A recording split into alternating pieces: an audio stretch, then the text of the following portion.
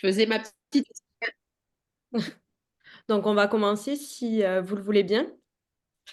Déjà, bonjour à tous et merci de votre présence. Donc, je me présente, Aurélie Albach, chargée de communication et des relations institutionnelles au syndicat des femmes chirurgiens dentistes. Donc, nous sommes fiers aujourd'hui d'animer ce webinaire en partenariat avec le réseau Environnement Santé, avec qui nous travaillons maintenant depuis de nombreuses années.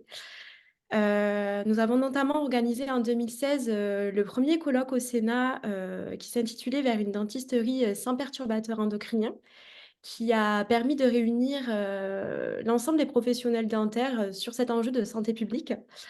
Donc, comme vous pouvez vous en douter, ce webinaire a pour but de vous sensibiliser, d'alerter sur cette urgence de limiter cette exposition aux perturbateurs endocriniens.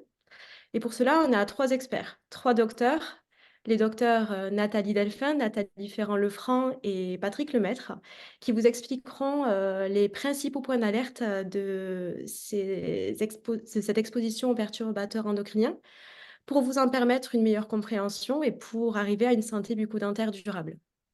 Donc, avant de laisser la parole au premier intervenant, je vais faire un bref historique des actions du SFCD, car il travaille aussi depuis de nombreuses années sur le lien entre la santé et l'environnement, parce que le chirurgien dentiste, de par son activité de soignant, est un vecteur de protection de la santé environnementale. C'est pour ça qu'en 2015, le SFCD a co-rédigé un ouvrage qui s'intitule Le cabinet dentaire du XXIe siècle. Et justement, il y a eu plusieurs rédacteurs, et notamment le docteur Nathalie Ferrand-Lefranc, qui intervient aujourd'hui, et nous l'en remercions. Et depuis, le SFCD, il n'a cessé d'améliorer ses connaissances sur le sujet. Sa réflexion, toujours dans cet objectif de développer ses connaissances pour promouvoir la santé environnementale, pour protéger l'équipe dentaire, mais aussi le patient. Et c'est pour ça que le SFCD travaille main dans la main avec son organisme de formation, le FFCD, Formation Femmes pour les chirurgiens dentistes. Mais je tiens à préciser que cet organisme de formation est ouvert pour l'ensemble de l'équipe dentaire. Donc, le SFCD, avec le FFCD, propose 3 formations.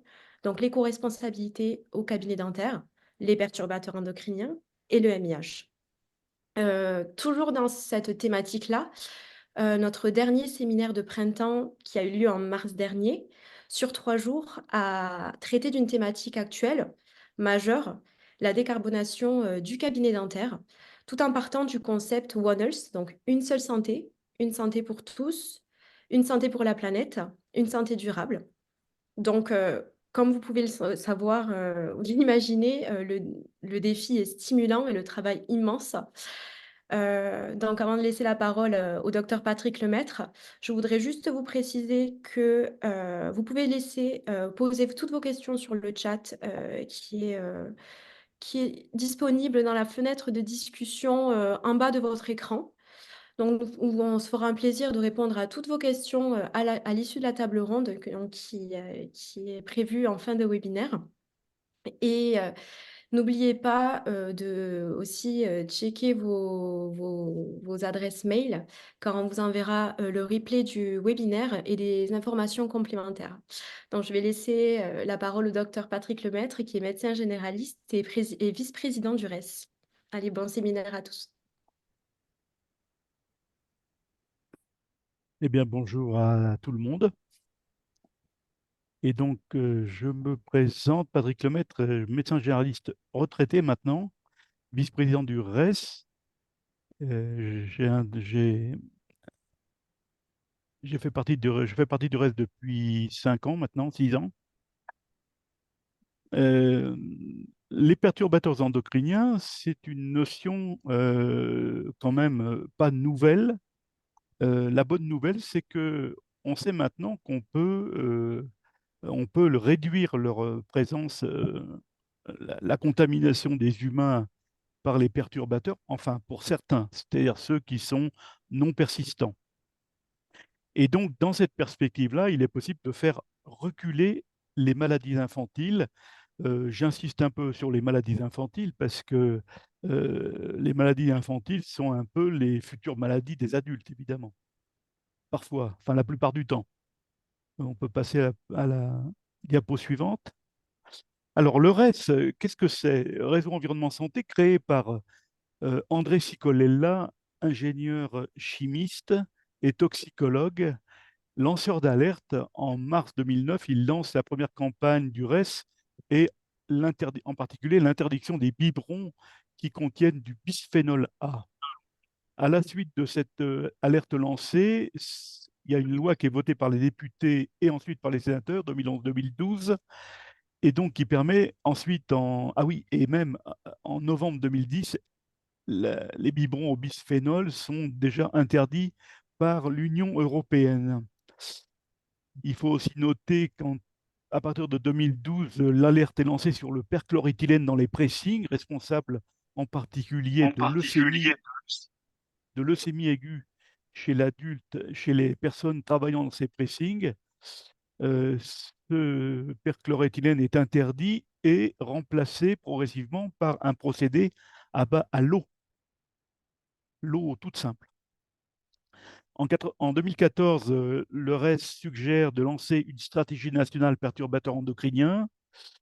Il va avoir plusieurs phases, SNP1, 2, SNPE 2, SNPE 3. Voilà, et l'objectif de cette stratégie nationale, c'est de réduire l'exposition de la population. Diapo suivante.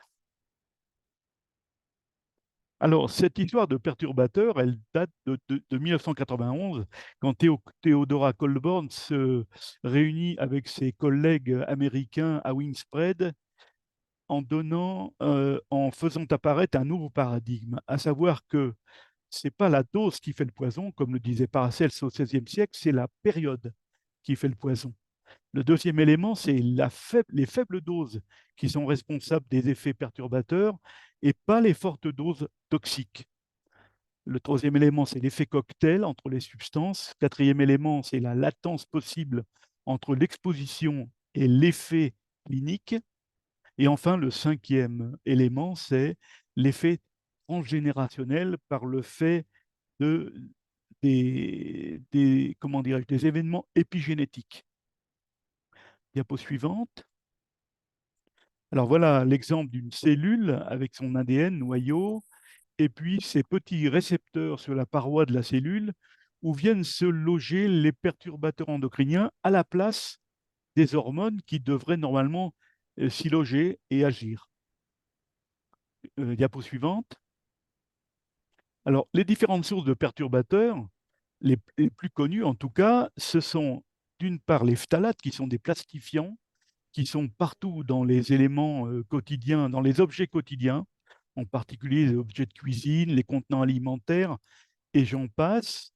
Deuxième élément, les parabènes et les phénoxyéthanols, qui sont souvent des conservateurs, en particulier dans les médicaments et les cosmétiques. Les perfluoropolyalcoolés, dont vous avez beaucoup entendu parler avec l'histoire de Pierre Bénite près de Lyon, Rumilly près d'Annecy. Pour ma part, donc, je réside à Annecy et donc on a beaucoup entendu parler de ces perfluoropolyalkylés. Les alkyphénols, qui sont des produits d'entretien surtout. Certains pesticides sont aussi des perturbateurs endocriniens. Les formaldéhydes qu'on retrouve dans les peintures et les cols à bois en particulier. Et enfin, les bisphénols. Bisphénol A, bisphénol D, bisphénol S. Il y en a partout, hein, film alimentaire, canettes, pot de yaourt, lentilles de contact, boîtes de conserve, bouteilles en plastique. Alors, il faut savoir que phthalates, parabènes, bisphénols sont des perturbateurs endocriniens non persistants. Donc, ils ont une durée de demi-vie courte dans l'organisme humain, alors que le PFOA, particulièrement,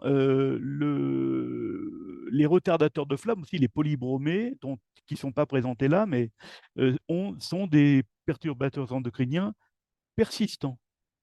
On parle de plusieurs centaines d'années pour les perfluoropolyalkylés. La diapo suivante. Alors, où est-ce qu'ils agissent? Eh ben, là où agissent les hormones, en particulier chez la femme enceinte, enfin, au niveau du fœtus et ensuite au niveau du nouveau-né, l'enfant, et éventuellement l'adulte. Alors, ça agit au niveau aussi bien cérébral que thyroïdien. Ça entraîne des effets d'obésité, des effets sur la fertilité, sur les déroulements de la puberté. Ça entraîne des cancers hormonodépendants comme le cancer du sein, le cancer de la prostate, et ça entraîne aussi des maladies chroniques type diabète et bien sûr le dérèglement thyroïdien qui a une grosse importance dont on reparlera juste après. Diapo suivante. Alors, je vous ai mis là l'étude PEPS, PEPS-PE, qui est une étude qui a été menée par Santé publique France avec le but, c'était de prioriser les effets sanitaires dans le cadre du programme de surveillance en lien avec les perturbateurs. Diapo suivante. Et dans l'annexe 12 de ce rapport, on a 4 types de pathologies, certains qui sont avec des niveaux de preuves suffisants, avec des niveaux de preuves plausibles, avec des niveaux de preuves insuffisants ou non documentés. Vous voyez que pour les niveaux de preuves suffisants et plausibles, on a 31 maladies, 15 pour la première colonne, 16 pour la deuxième, avec en particulier des pathologies comme euh, les problèmes de fertilité, enfin d'infertilité, les problèmes de cancer du sein pour le niveau de preuve suffisant et cancer de prostate pour le niveau de preuve plausible. Des problèmes d'obésité, des problèmes de troubles du neurodéveloppement chez l'enfant en particulier, avec troubles cognitifs, comportement, diminution du QI et maladies thyroïdiennes auto-immunes, l'asthme et aussi des lymphomes et des leucémies chez l'enfant. Donc, vous voyez que c'est quand même maintenant cette étude qui est sortie en fait le 29 décembre. On se demande si elle n'est pas sortie un petit peu discrètement parce que c'était quand même une étude énorme sur le plan des conséquences. C'est quand même extrêmement important comme tableau. Euh, on va passer à la diapo suivante. Voilà. Donc, un des objectifs du réseau environnement de santé, c'est de faire reculer des maladies infantiles, en particulier 8, qui sont liées avec la plupart du temps des niveaux de preuve suffisants aux phtalates. Les phtalates, je vous rappelle, ce sont des perturbateurs endocriniens non persistants qui sont contenus qui sont liés au plastique pour leur donner des propriétés soit de souplesse, soit de brillance, soit de dureté.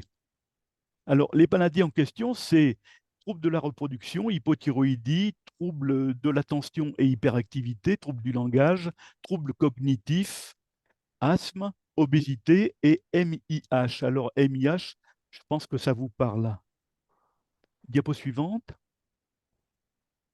Alors, on s'est aperçu que c'est un des exemples de l'effet des perturbateurs, c'est que ils vont venir parfois se substituer à l'hormone thyroïdienne chez le fœtus, hein, au niveau du fœtus, et perturber la croissance cérébrale du fœtus. Si vous voulez en savoir plus là-dessus, vous pouvez visionner le film qui s'appelle Demain, tous crétins, point d'interrogation, qui est passé sur Arte il y a 2 ans, et qui en dit long sur le problème de ces perturbateurs et des effets sur le cerveau de l'enfant. On va passer à la diapo suivante. Alors, j'ai pris l'exemple du MIH, hein, le deuxième exemple. Le MIH, hein, bon, vous savez tous ce que c'est cet effet d'hyperpigmentation sur les molaires, les incisives de l'enfant, du petit enfant. Alors, le niveau de preuve concernant ces troubles de la pigmentation dentaire n'est pas dans les cases suffisants ou plausibles, mais parce qu'on n'a pas énormément d'études hein, sur cette pathologie, pas suffisamment en tout cas pour que ça soit totalement prouvé que les perturbateurs sont en relation. Mais en tout cas, il y a une augmentation de l'incidence de ces cas chez l'enfant qui est quand même extrêmement troublante. et qui doit faire en sorte, que les études soient poussées pour aller démontrer le niveau de preuve suffisant.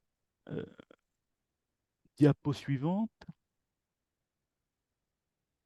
Alors, le problème des phtalates, c'est que non seulement on les ingère, non seulement ils traversent la barrière cutanée, non seulement on les respire, enfin pas mais, en tout cas, ils sont présents dans l'air intérieur de nombreux logements, pour ne pas dire de la plupart des logements dans notre monde moderne, tout simplement parce que nos habitats sont équipés de matériaux qui en contiennent énormément.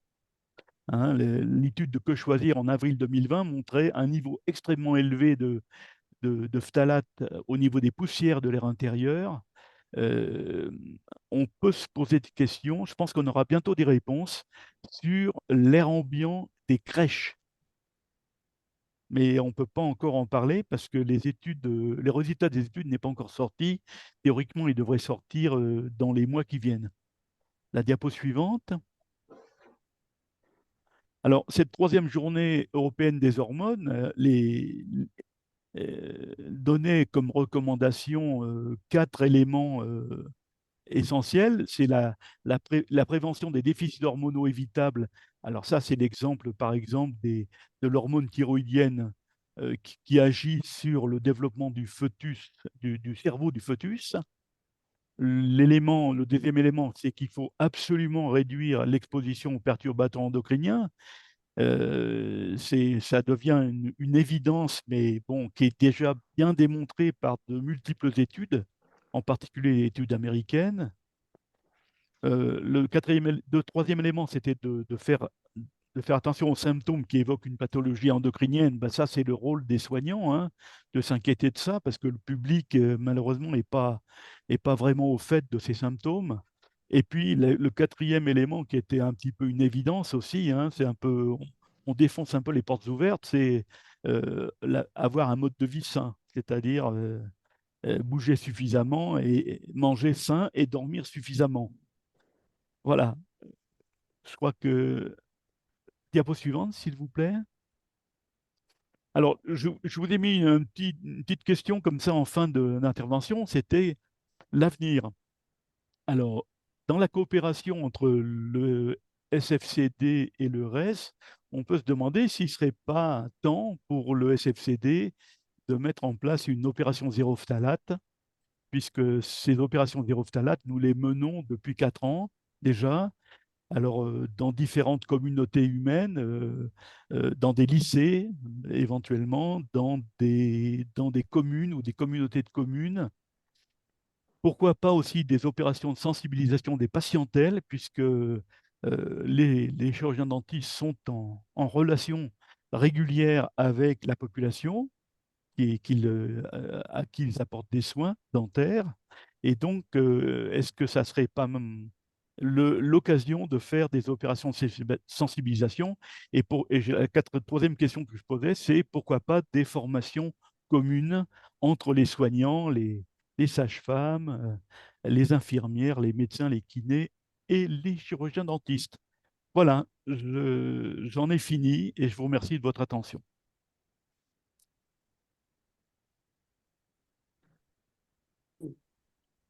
Merci beaucoup, Patrick. Je vais maintenant prendre la main. Donc, moi, je suis le docteur Nathalie Delphin, je suis la présidente du syndicat des femmes chirurgiens dentistes. Et pour commencer, je vous remercie tous d'être présents. Et je vais un petit peu énumérer pourquoi le SFCD se sent complètement impliqué dans cette prise de conscience sur les perturbateurs endocriniens. Alors déjà, le SFCD, nous sommes un syndicat qui est le plus ancien de la profession puisque nous avons été créés en 1935 et nous avons cette particularité d'être féminin et féministe, ce qui fait que nous abordons vraiment les thèmes de façon différente. Et ce thème des perturbateurs endocriniens, évidemment, nous a énormément touchés. Comme tout syndicat, nous sommes là pour conseiller et défendre. Nous défendons et nous conseillons les chirurgiens dentistes et leur équipe, et surtout leur mode d'exercice.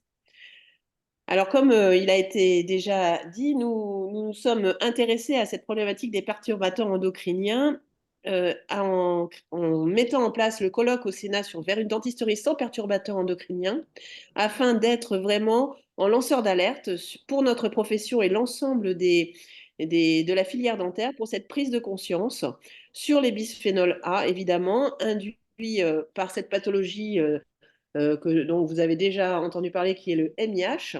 On était sur des 15 à 18% des enfants touchés.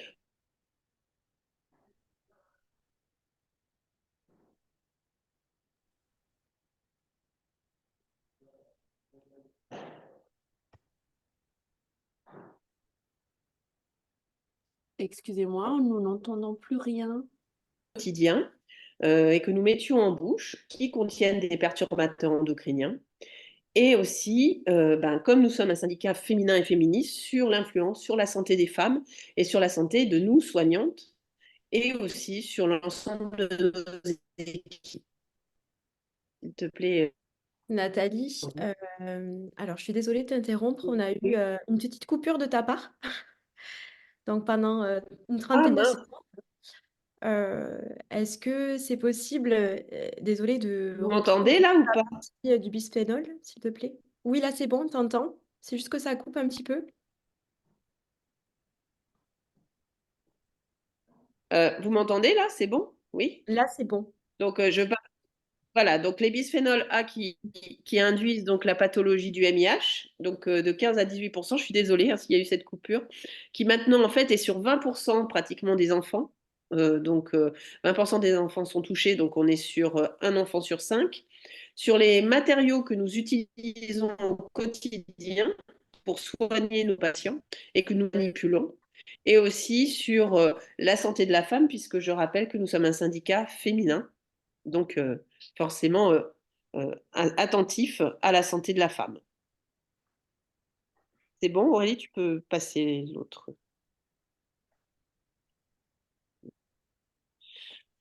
Donc, quand on parle des problématiques des perturbateurs endocriniens, pour nous, en tant que chirurgien dentiste, il y a 3 niveaux.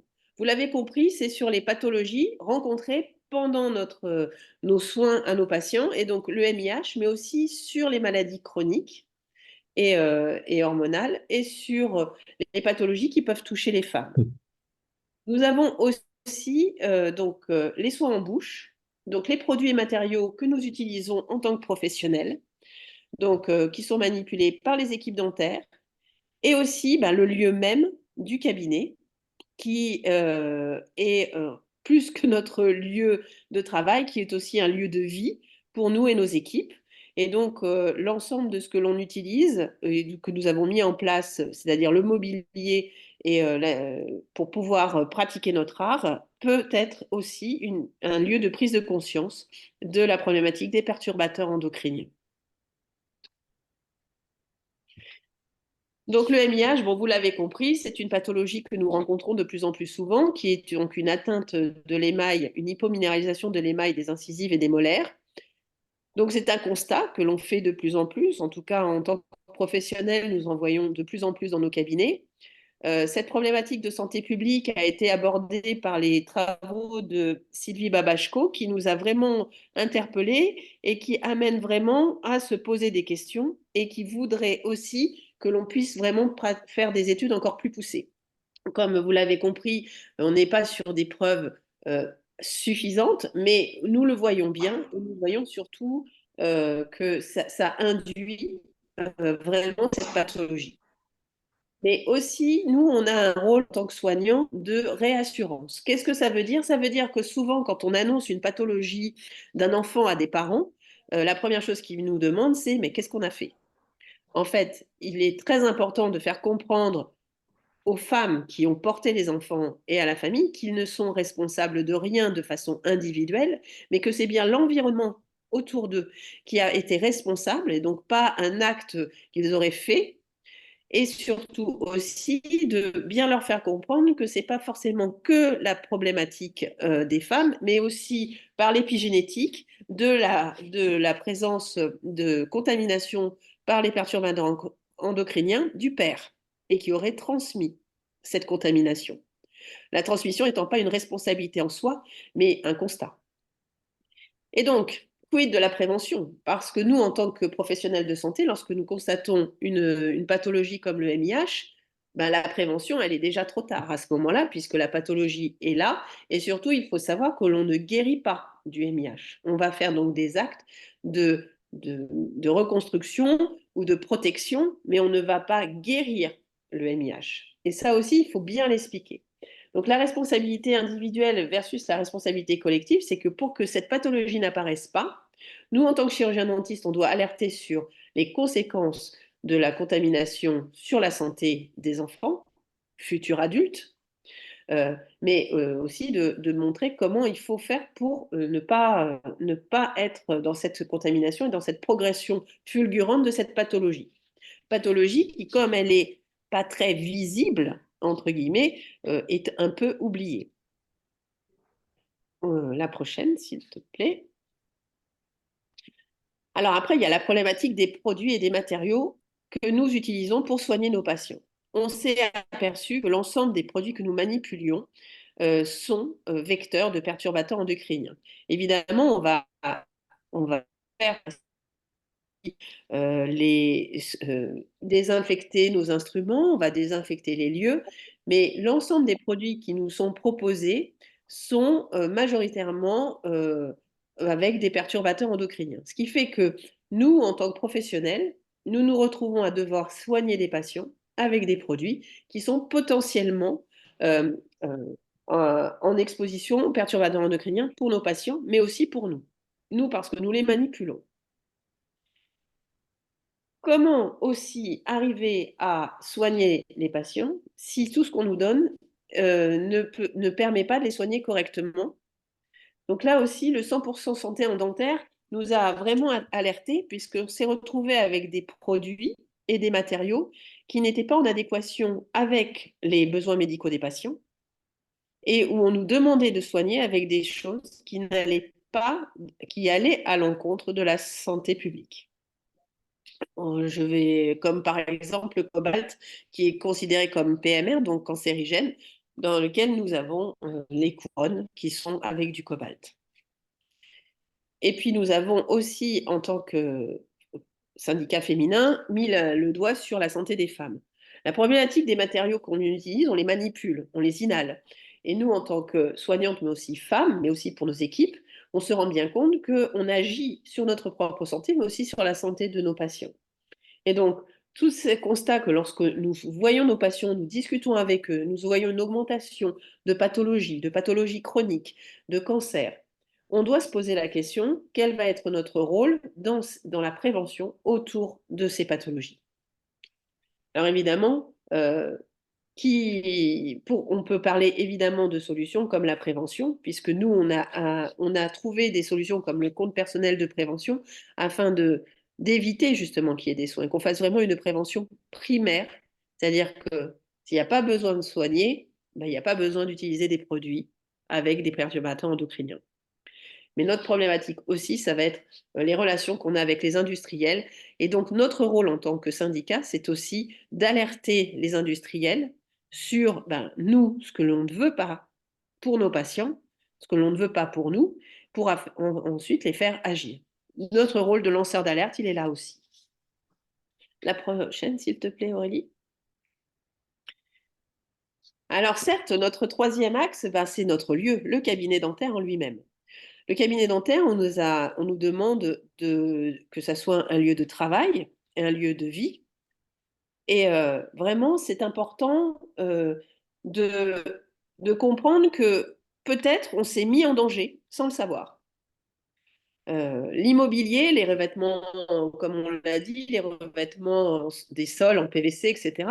On nous a demandé d'avoir des facilités pour que ça soit nettoyable. On nous a demandé d'aller vite. On nous a demandé de construire. Mais on a demandé aussi de reprendre des cabinets. Et on est dans des situations où on pensait être protégé et en fait, on a mis en place des choses qui peuvent être dangereuses sans connaissance. Donc, il nous faut, à nous, expliquer les choses et surtout arriver à trouver des alternatives. Et bien sûr, la pérennité des cabinets dentaires, on ne peut pas en parler sans en parler le problème économique. Parce qu'évidemment, s'il faut changer les revêtements, s'il faut changer nos meubles, s'il faut changer l'ensemble de de notre matériel dentaire, ben, il faut une alternative, mais qui économiquement aussi soit viable pour qu'on puisse continuer à soigner nos patients. Suivante. Donc, vous l'avez compris, nous, on se retrouve au milieu en tant que chirurgien dentiste entre les pathologies associées que nous voyons en tant que soignants, les matériaux et le matériel que nous utilisons pour soigner les patients et notre lieu de vie. Et la problématique pour nous, c'est les alternatives. Les alternatives qui sont évidemment éviter qu'il y ait des soins à faire, ce qui permet de ne pas utiliser les produits, mais ça, ce n'est pas, c'est pas forcément l'idéal. Et puis, comment on accompagne les professionnels de santé pour se trouver dans des situations sécures pour eux, pour leurs équipes et pour les patients. La prochaine, s'il te plaît. Donc voilà, nous, comment on voit les choses pour avoir des moyens d'action pour le chirurgien dentiste. Évidemment, c'est déjà de remettre le chirurgien dentiste dans la santé globale. Comme vous l'avez compris, lorsque nous, on s'aperçoit de certaines pathologies, souvent on ne nous écoute pas. Le MIH est une pathologie méconnue, que nous voyons de plus en plus, mais qui n'est pas forcément un indicateur pour les autres professionnels de santé, puisqu'ils ne la voient pas. Donc pour nous, il est important de remettre déjà le chirurgien dentiste au cœur de la santé globale pour vraiment alerter, puisque qui dit MIH dit forcément autre chose, et donc prévenir justement cette contamination. Évidemment, un accès à l'information, parce qu'il est important de pouvoir informer et de faire comprendre un petit peu ce qu'il en est par rapport à notre spécialité. Évidemment, former les équipes pour faire comprendre un petit peu comment faire changer les choses, évoluer, modifier nos pratiques afin d'être au mieux par rapport à cette contamination potentielle aux perturbateurs endocriniens. La prévention qui est pour nous essentielle. Le meilleur des soins, c'est celui qu'on ne fait pas. Et c'est évidemment la santé bucco-dentaire des patients qui est en jeu. Et donc la prévention est essentielle. Pour promouvoir aussi la santé durable dans un contexte global, c'est-à-dire que la santé bucco-dentaire, c'est une santé qui reflète la santé générale. Nous le savons tous en tant que professionnels de santé, en tant que chirurgien dentiste, une santé bucco-dentaire qui n'est pas bonne va engendrer une santé générale qui ne va pas aller. Et puis évidemment, en tant que syndicat, c'est agir auprès des décideurs et des pouvoirs publics, c'est-à-dire montrer avec preuve à l'appui et surtout être vraiment au fond des choses et expliquer un petit peu comment, au niveau santé publique, nous avons une action à mener. Les freins, vous l'avez compris, pour nous en tant que praticiens, c'est les manques d'alternatives. Si on n'a qu'un seul matériau pour pouvoir soigner une pathologie, on ne va pas ne pas l'utiliser. On est toujours sur cette notion de bénéfice-risque qui pour nous est quotidienne entre soigner à minima, ne pas soigner, essayer d'expliquer les choses. La désinformation aussi est un frein, c'est-à-dire que beaucoup de personnes vont donner des informations fausses, et ça aussi c'est quand même quelque chose d'extrêmement important, et pour nous, c'est pour ça que l'on publie énormément pour ramener les faits et des actions véritables. Le côté financier, vous l'avez compris, c'est au niveau de la santé publique quelque chose d'extrêmement important puisque la santé coûte cher et la prévention est là aussi pour permettre justement à ce que ça coûte moins cher, mais aussi le côté financier des plateaux techniques des praticiens qui ont un coût certain et qui doivent être au mieux, et il faut aussi nous aider à pouvoir avoir un plateau technique sécure pour tout le monde. Et bien sûr, la problématique de la responsabilité individuelle contre celle versus la responsabilité collective. Pour nous, il n'est pas possible qu'on mette toute la responsabilité sur les professionnels de santé ou sur le patient en lui-même. C'est vraiment quelque chose qui doit être commune, et quand on parle de santé publique, on parle bien de problématiques collectives qui doit être vraiment mise en avant avec des solutions collectives. Oui, la prochaine, s'il te plaît. Donc, vous l'avez compris, nous, en tant que chirurgien dentiste, et en tant que SFCD, pour nous, nous sommes vraiment euh, un syndicat qui veut être un lanceur d'alerte, mais aussi nous estimons que notre profession, notre spécialité, fait de nous des praticiens sentinelles. Et pour être des praticiens sentinelles efficaces, il faut aussi se former, et c'est pour ça que nous avons mis en place toutes ces formations pour l'équipe dentaire, afin de permettre d'être au mieux informés et pouvoir vraiment aider nos patients au mieux et surtout être collectivement plus efficaces, surtout au niveau des décideurs. Lanceurs d'alerte pour protéger les chirurgiens dentistes, mais surtout protéger les patients et la santé publique, et nous permettre de diminuer au mieux l'exposition aux perturbateurs endocriniens. Pour nous venir se faire soigner, ça doit être dans un lieu sécure. Je vous remercie. Merci à tous les deux pour votre participation. Donc, on va continuer sur la table ronde. Donc, je vais donner la parole au docteur Nathalie Ferrand-Lefranc pour commencer cette table ronde. Donc, quels enjeux de la prévention pour une santé bucco-dentaire durable?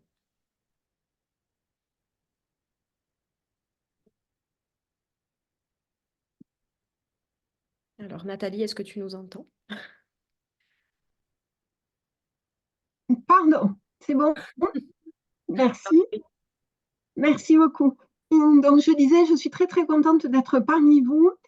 Et là, aujourd'hui, j'interviendrai en tant que conseillère municipale, bien qu'étant une ancienne du syndicat des femmes chirurgiens dentistes, étant aussi administratrice du réseau environnement santé. Donc, c'est une intervention vraiment à la croisée de tous ces chemins. Sur les leviers d'action d'une collectivité, nous sommes bien dans les solutions collectives dont on a parlé tout à l'heure par rapport aux responsabilités individuelles et aux responsabilités collectives. Donc, deux leviers qui me semblent importants pour une collectivité, une commune, c'est la commande publique et la politique de santé territoriale. Alors, sur la commande publique, une commune donc intervient sur des crèches, sur des écoles, sur la restauration scolaire, la formation des agents aussi. Et on voit que par nos commandes publiques, on peut agir par exemple sur les bâtiments, sur l'alimentation, sur les produits d'entretien, sur les produits d'hygiène. Donc on voit qu'on a tout un tas de leviers possibles en achetant des produits sans perturbateurs endocriniens, en construisant des crèches ou bien des écoles avec des matériaux sans perturbateurs endocriniens, en insistant sur, par exemple, l'alimentation collective, c'est-à-dire la restauration collective, en achetant des produits sans perturbateurs endocriniens, donc des aliments notamment biologiques, en excluant des restaurations collectives tout ce qui est ustensiles contenant par exemple du téflon, des phtalates, etc. Nous avons aussi la possibilité de former nos agents, et notamment les agents des services achats, pour qu'on comprenne bien pourquoi il nous faut effectivement acheter des produits et des matériaux sans perturbateurs endocriniens. Ce que je remarque en tant qu'élu, c'est qu'encore la connaissance n'est pas suffisante, y compris d'ailleurs au niveau des collègues élus, sur toutes ces problématiques de perturbateurs endocriniens. Le second gros levier, c'est une politique de santé territoriale. Alors bien sûr que tout ce qui est politique de soins, c'est une politique régalienne, c'est-à-dire qui dépend de l'État. Par contre, nous, au niveau des collectivités territoriales, on a la possibilité de mettre en place en fait une politique territoriale de santé. On voit par exemple à Strasbourg que c'est une ville qui a mis en place une ordonnance verte donc pour les femmes enceintes qui leur permet d'avoir des paniers d'aliments biologiques pendant toute la durée de leur grossesse. Et ça, c'est rendu possible pour la totalité des femmes enceintes qui le souhaitent. Il y a aussi, ça c'est très important, des ateliers de formation avec les femmes enceintes, avec leurs conjoints aussi, de façon à comprendre cette problématique de perturbateurs endocriniens. On peut avoir aussi un centre de santé public donc, qui est mis en place par une collectivité, par une commune ou par une agglomération, avec un objectif dans un centre de santé public, un objectif de santé publique, donc à la fois sur la formation des praticiens, mais aussi sur toutes les informations qui sont transmises aux patients qui viennent à ce centre de consultation. Nous avons aussi la formation et l'information des professionnels, donc que ce soit les professionnels de la santé, les professionnels de la petite enfance aussi, et puis ensuite l'information du public. Donc effectivement, une commune peut faire passer beaucoup d'informations au public. C'est une question ensuite de, j'allais dire, volonté politique et de programme politique, de projet politique en santé territoriale. Les publics cibles, pour nous, enfin, de notre point de vue, ce sont vraiment les futurs parents.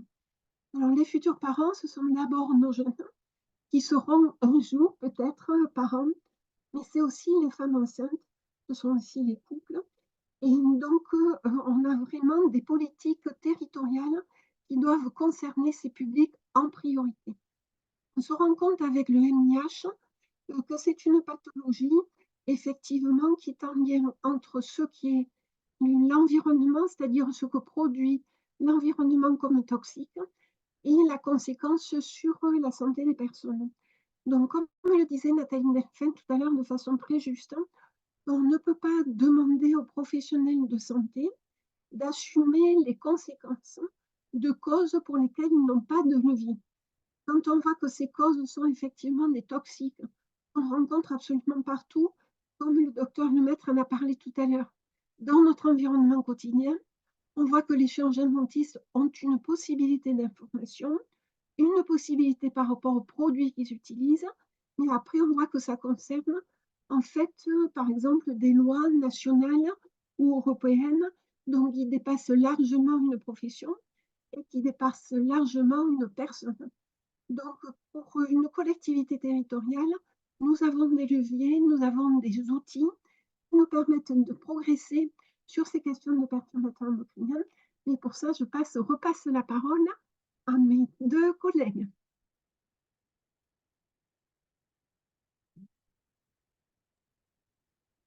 Merci beaucoup, Nathalie. C'est vrai que notre responsabilité individuelle en tant que professionnel de santé et toi en tant qu'élu et aussi notre responsabilité en tant que citoyen ne doit pas nous faire porter toute la responsabilité. C'est-à-dire qu'on doit vraiment être des porteurs d'idées, des porteurs d'alerte. Mais c'est vraiment important que ça soit vraiment la collectivité qui prenne vraiment à corps cette problématique pour permettre à l'ensemble de la population d'être vigilant. L'information est primordiale. Tu l'as dit, l'information des futurs parents, surtout sur certaines pathologies, sur aussi les modes de vie sont importants. Mais même si on fait tout ce qu'il faut, s'il n'y a pas une prise de conscience collective avec des éléments euh, pour, euh, pour nous permettre d'être dans un milieu serein, on n'y arrivera pas. Mais c'est aussi notre rôle en tant que citoyen de faire avancer les choses. En tout cas, moi, je le vois comme ça.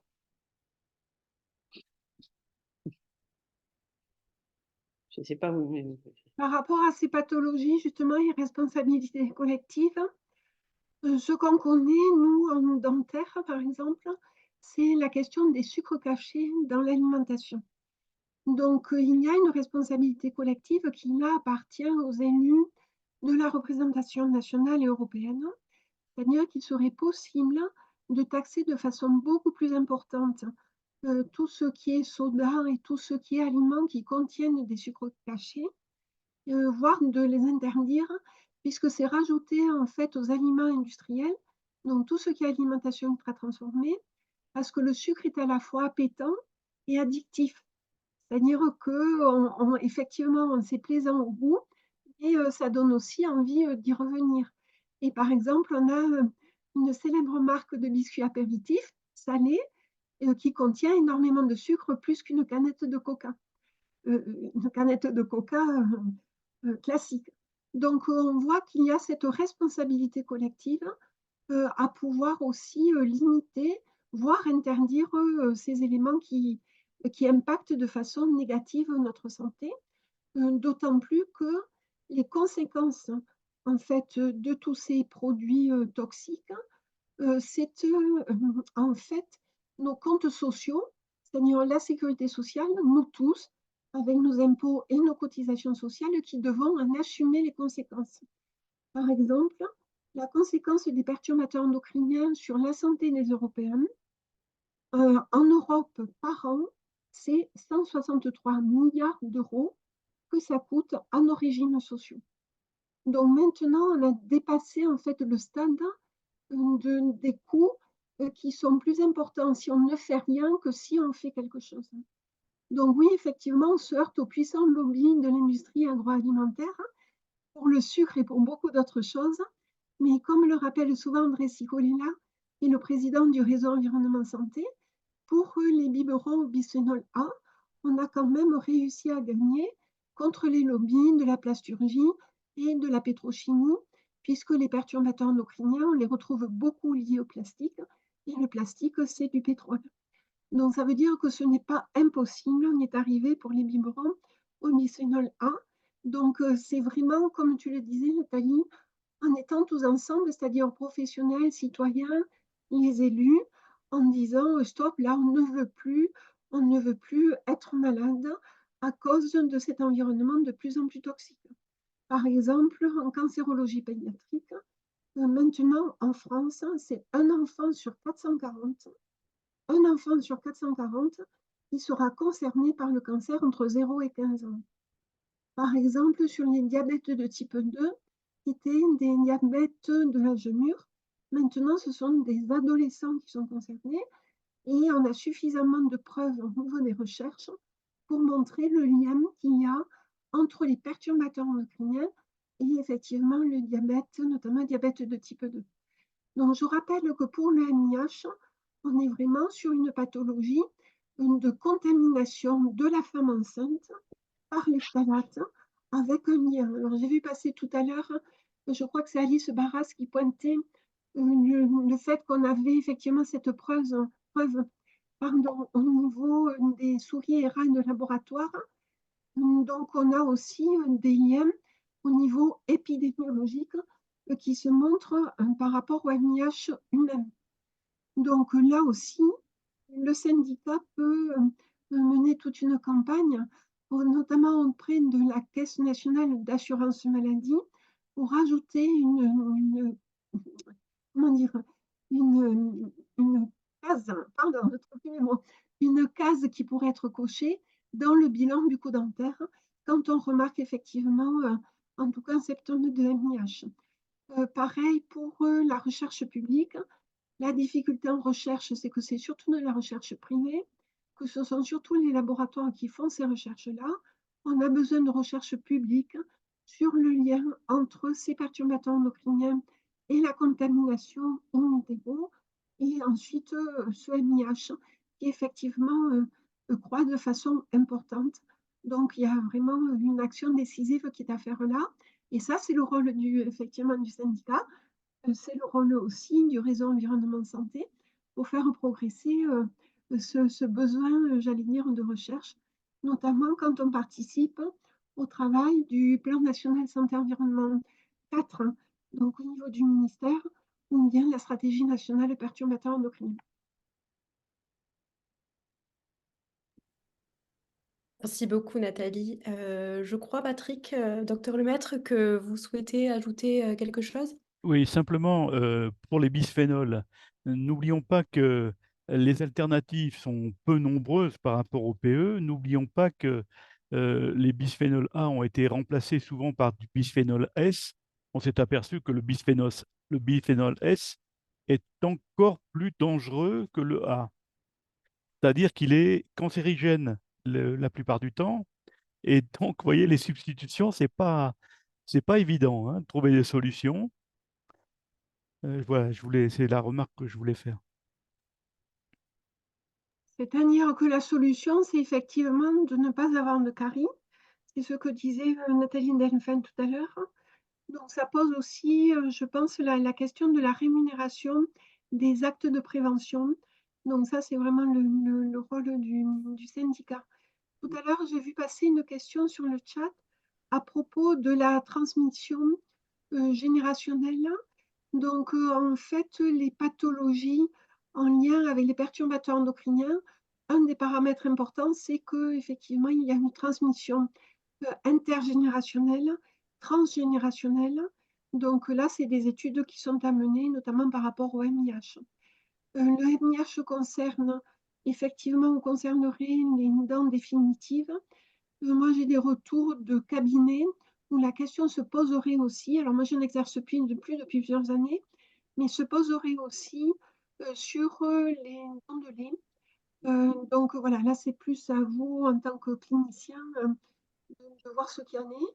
Peut-être aussi qu'il peut être intéressant de lancer des études en passant par les cabinets dentaires et noter ce qui est remarqué, vous, dans les cabinets auprès de vos patients, donc en lien notamment avec les caisses primaires d'assurance maladie.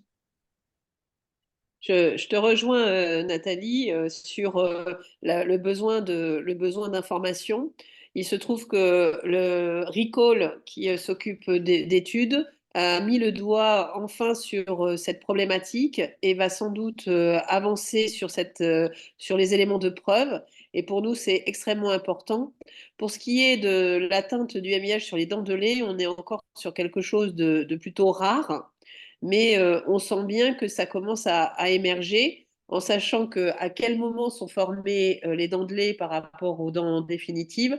Ça montre vraiment une contamination qui est encore plus puissante, en fait, sur une action au niveau embryonnaire. Mais le premier constat que l'on a, c'est vraiment une recrudescence du MIH sur les dents définitives, évidemment, puisque c'est le terme même de la pathologie, dans les cabinets. C'est-à-dire qu'avant, on en voyait peu. Maintenant, les parents amènent leurs enfants parce qu'ils sont inquiets, parce que, évidemment, il y a un côté esthétique, mais il y a un côté aussi de sensibilité. Et c'est là aussi où on a notre rôle d'explication, mais surtout par rapport aux autres professionnels de santé qui voient les enfants et à qui il faut expliquer aussi la situation.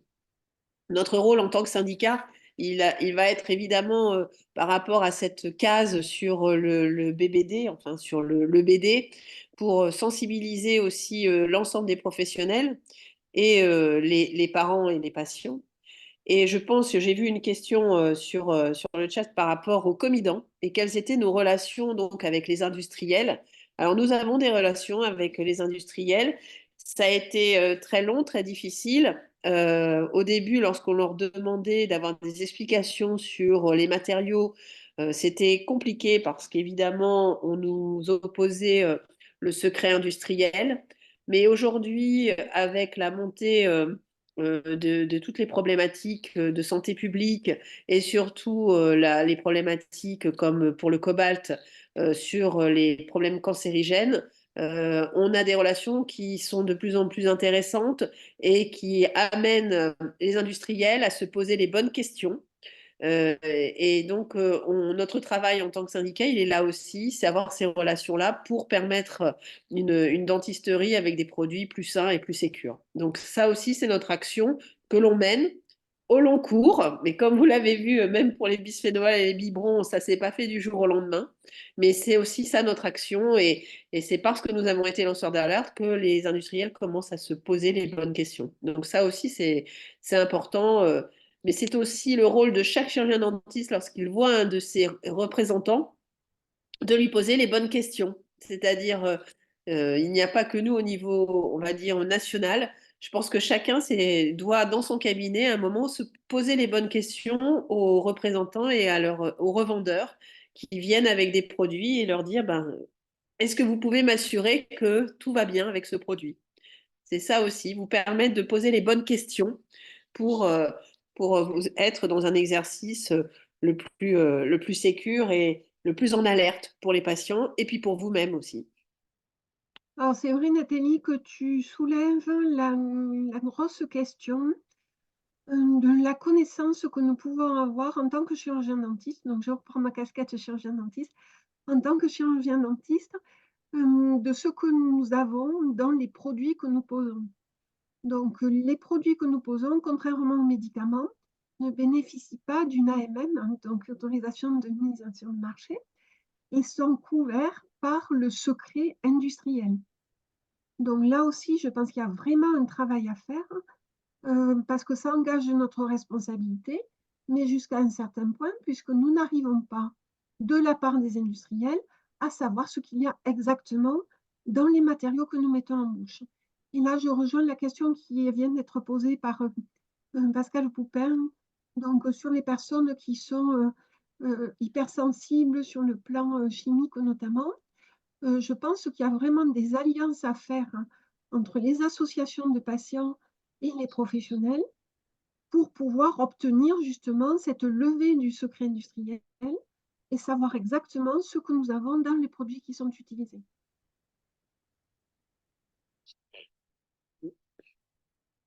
Tout à fait. Parce que moi, en tant que présidente d'un syndicat qui est là aussi pour défendre les praticiens, je ne pourrais pas accepter qu'on mette la responsabilité sur les professionnels de santé. Nous, on est là pour soigner, on doit nous en donner les moyens. Et donc, on doit avoir l'ensemble des informations. Et agir ensemble, c'est aussi un moyen d'action. C'est le collectif aussi qui peut faire bouger les lignes. C'est ensemble qu'on y arrivera. On le fait ensemble avec le RES parce que nous avons des axes communs. Et j'espère que l'on va pouvoir continuer à le faire avec d'autres associations, des associations de patients, mais aussi des élus impliqués qui comprendront l'enjeu et de l'intérêt de santé publique. Ce que je remarque en tant qu'élu, c'est effectivement quand, par exemple, on fait un contrat local de santé, c'est l'Observatoire régional de santé qui fait un état des lieux de la santé de la population. Et par exemple, on peut avoir une population avec des enfants qui présentent de nombreuses caries. Donc, si les élus et les services ne sont pas formés ou informés de ces problématiques de MIH, on fait tout reposer sur la responsabilité des parents par rapport à l'alimentation, par rapport au brossage et par rapport aux visites régulières de contrôle en cabinet dentaire. Or, comme on le disait, avec le MIH, on a cette responsabilité collective de contamination ophtalate lors de la grossesse, mais aussi dans tout ce que nous trouvons dans les produits du quotidien. Donc, plus nous serons nombreux à faire alliance, parce que ce sont des problématiques qui sont tellement complexes qu'on ne peut pas dire qu'il y a un levier et un responsable et un acteur. Alors ça aussi, un gros avantage, c'est que si on le prend à plusieurs, ça veut dire qu'on a plusieurs leviers d'action possibles. On est plusieurs acteurs à être responsables, c'est-à-dire à avoir la réponse ou une réponse, parce qu'il n'y a pas qu'une seule réponse, avoir une réponse. Donc je trouve très intéressant, par exemple, le webinaire qui est fait aujourd'hui, donc en rapport avec demain, c'est la journée, l'Hormone Day, donc la journée mondiale des hormones, de voir effectivement comment on peut aborder une problématique sanitaire en le prenant par trois angles. Donc l'angle effectivement professionnel, l'angle des associations, donc ici le réseau environnement santé, et l'angle des collectivités territoriales, donc élues. Et c'est ce qui avait été fait en 2016. Donc quand il y avait eu ce colloque au Sénat vers une dentisterie sans perturbateurs endocriniens, puisqu'à l'époque, nous avions rassemblé la profession, donc il y avait aussi les assistants dentaires, il y avait le conseil de l'ordre, il y avait le comidan, il y avait l'université, donc il y avait tous les acteurs en fait qui avaient une possibilité d'action en fait sur le sujet. Et je pense que ça, c'est vraiment des stratégies d'alliance qui sont efficaces. Après, bon, c'est tout le suivi. Parce qu'il ne suffit pas d'un colloque, après, c'est suivre, continuer le travail comme vous faites en ce moment. Je rebondis sur des interventions dans le chat. Il est évident que l'interpro sera essentiel pour soigner au niveau du MIH. Je suis tout à fait d'accord avec le fait qu'il faut faire des co-consultations, des consultations croisées. Ce sont des pathologies multifactorielles que nous voyons en tant que praticiens sentinelles, puisque c'est notre cœur de métier, mais qui doivent être aussi une alerte sur d'autres pathologies. Et pour moi, je suis assez d'accord avec Sabrina Ruard qui nous dit qu'il faudrait faire des formations interpro, mais surtout des co-consultations sur ces problématiques qui sont évidemment, on parle des hormones, donc forcément endocrinodépendants, avec des risques de pathologies cachées, découvertes peut-être trop tard. Donc c'est un signe d'alerte vraiment important. Et c'est vrai qu'au niveau interpro, ça serait très intéressant de vraiment travailler tous ensemble.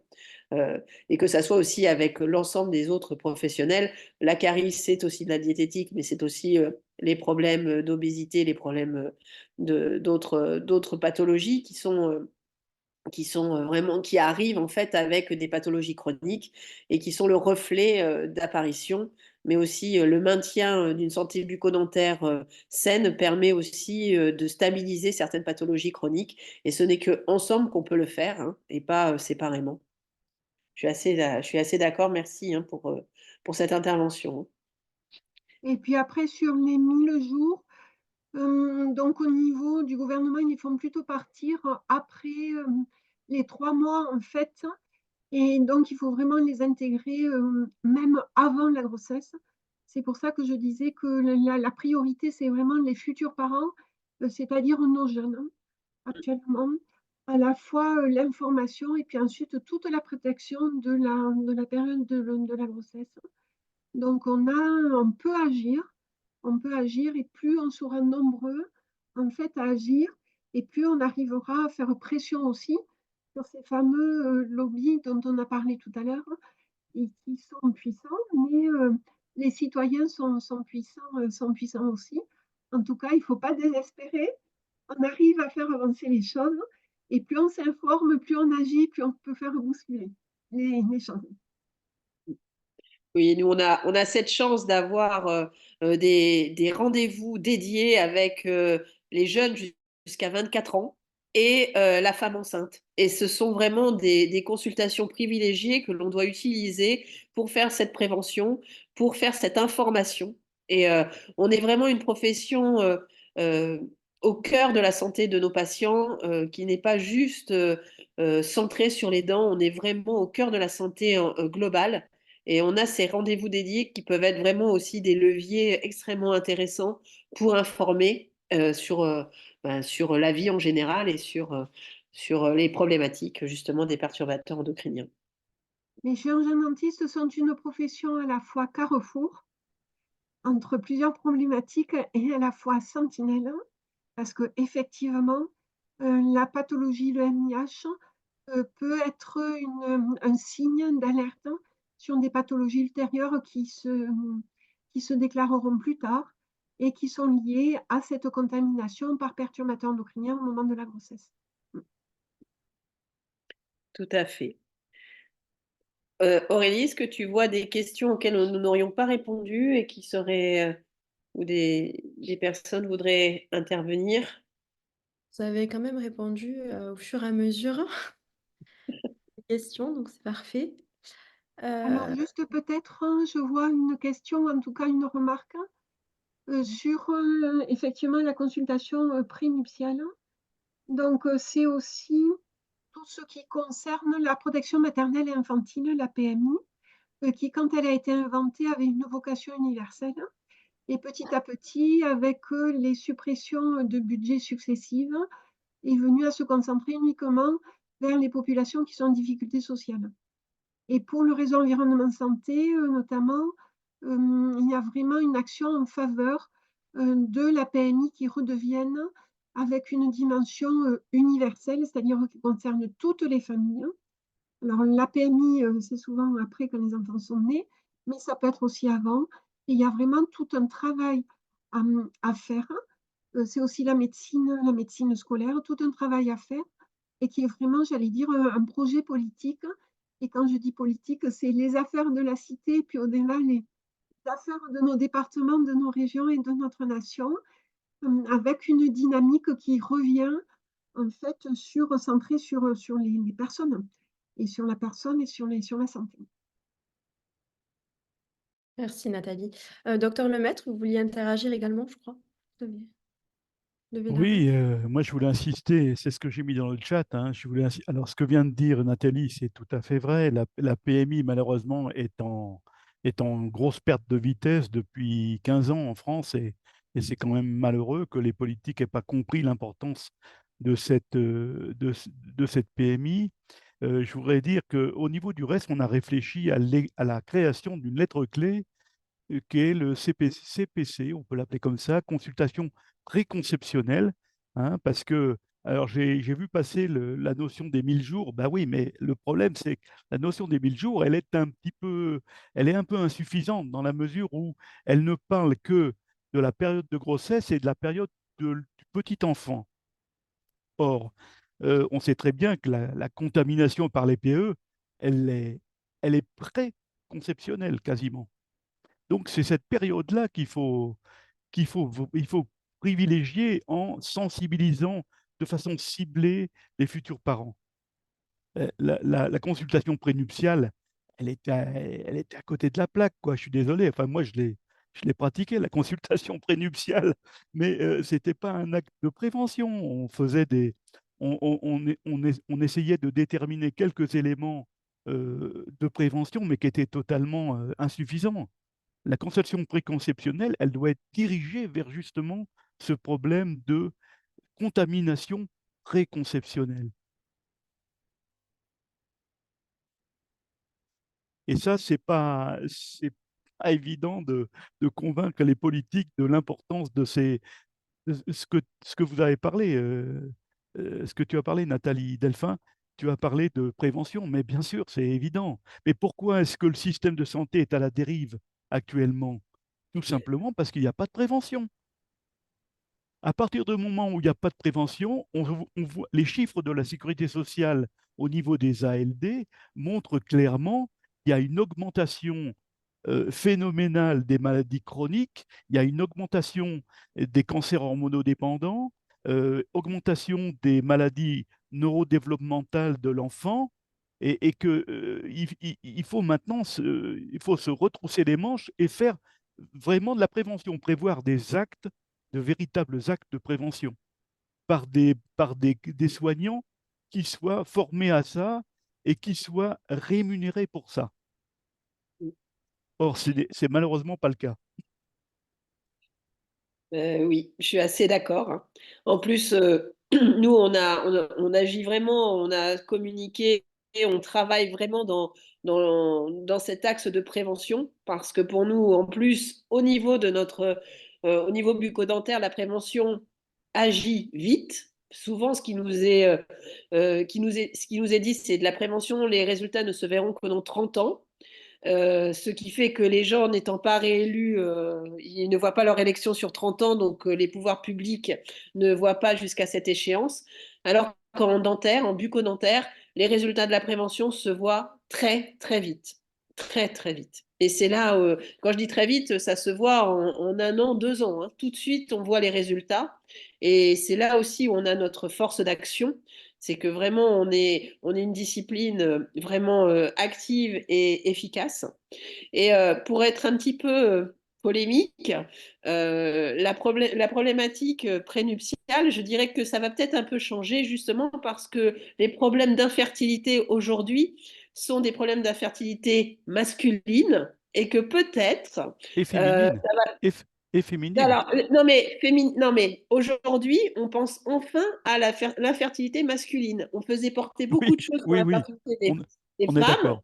On est d'accord. Mais bon, aujourd'hui, on se rend compte que toute cette problématique amène de l'infertilité masculine. Et peut-être que ça va faire bouger les choses. Mais ça, c'est mon petit côté un petit peu. Une petite remarque pour faire suite à ce que tu viens de dire, c'est que les études montrent qu'en région parisienne, un homme a perdu 2 spermatozoïdes sur 3 en moyenne, 2 sur 3. Ouais. C'est phénoménal. Il suffit de lire le livre de Shanna Swan qui s'appelle Countdown. Et c'est une chercheuse américaine qui travaille sur la fertilité. En plus, cette infertilité, elle est générale sur la planète, hein. Ce n'est pas seulement dans les pays développés.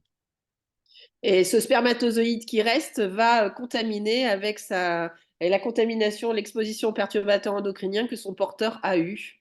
Donc, il faut faire attention quand même. Oui, bien sûr.